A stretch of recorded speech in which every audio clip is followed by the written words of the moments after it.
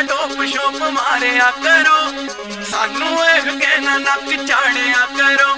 ਸਾਡੇ ਲਿਖੇ ਖਤਾਂ ਨੂੰ ਨਾ ਪਾੜਿਆ ਕਰੋ, ਨਾ ਹੀ ਦੂਜੇ ਮੁੰਡਿਆਂ ਨੂੰ ਏਦਾਂ ਤਾੜਿਆ ਕਰੋ। ਐਨਾ ਵੀ ਨਾ ਡੋਪ ਸ਼ੋਪ ਮਾਰਿਆ ਕਰੋ।